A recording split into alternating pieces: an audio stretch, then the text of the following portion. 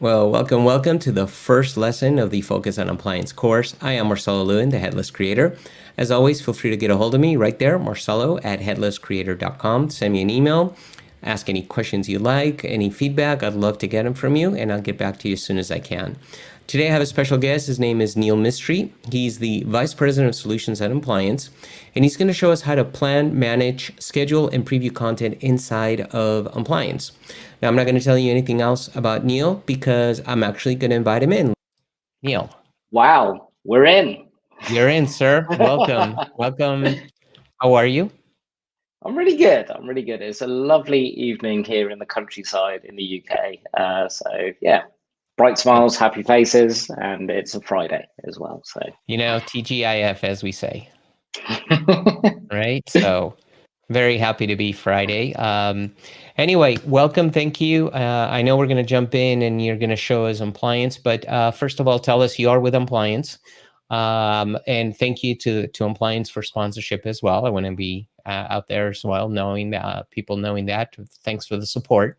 But before we get started, what I'd like to know is a little bit about you. I mean, how did you get to where you are?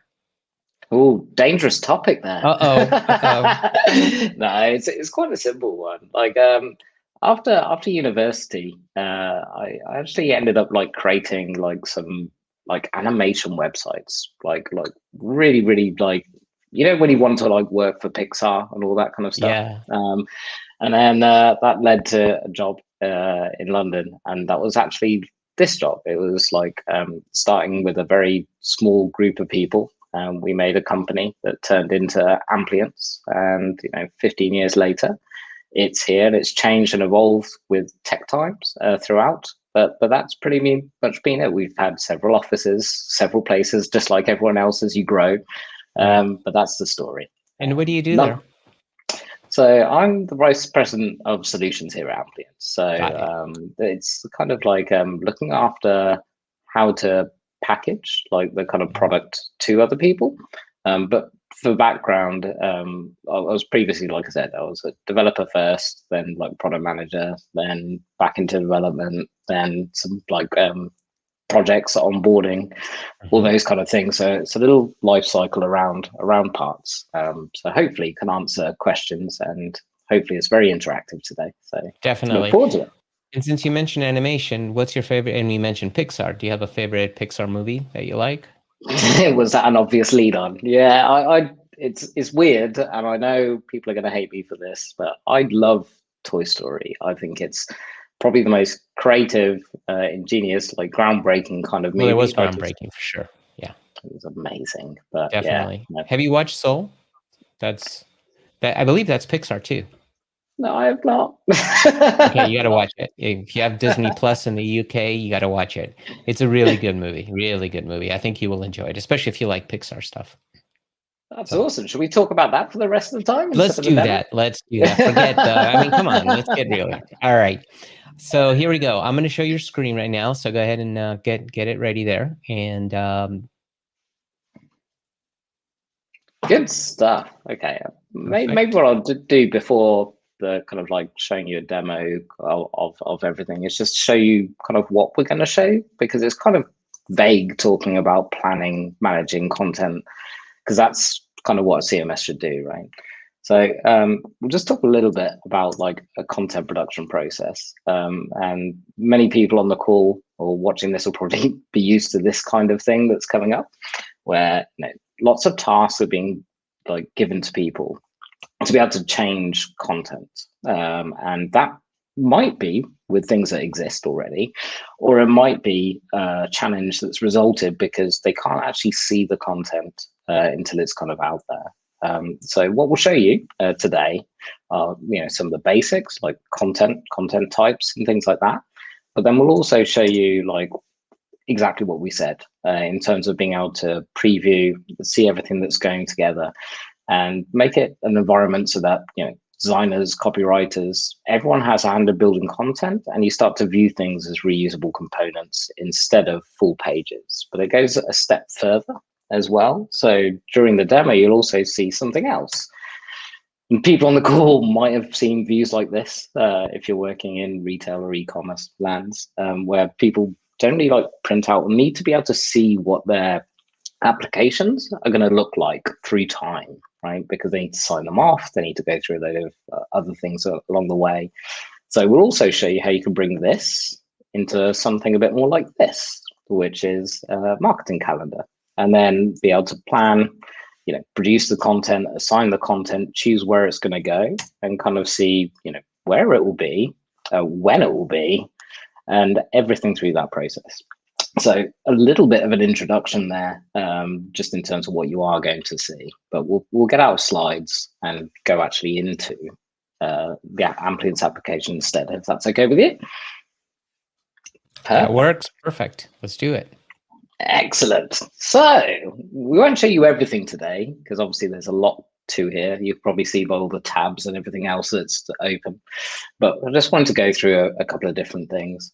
Firstly, there's like a dashboard that we'll get to a little bit later. But this gives you like overview of what you're doing, which is really important with planning, assigning tasks, assigning things to people, seeing what's coming up, seeing what you've done, seeing what the schedules are, looking at your analytics, all that kind of stuff. We'll also be going through things like the planning. So obviously you saw that PowerPoint screen before, but the marketing calendar over here. But we'll take a start at the kind of basics, which is content modeling, right? Like how to produce content. And I think one of the things that you might see straight away is that this looks a little bit different, right? You're getting some kind of previews into the content that you've produced, as in what it actually looks like. And this is a card kind of feature. So what this does is allow you to see what the content is. You can always, go back to like normal views, like this kind of stuff. But most people tend to find this a little bit easier. So if we go through and just have a look at how like you can choose from various content types or all of them or favorite them and all those kind of things, that's completely fine. And obviously it's a headless CMS, so you can model your own content types, things that mean things to you. But there's lots of out of the box ones, but that's just a quick sample. Real quick question on that, because I'm a content modeling geek. It looks like when you select your content types, which obviously you've created them, you have icons for them. So does that mean you can assign an icon to a content type to have sort of a representation of what it is?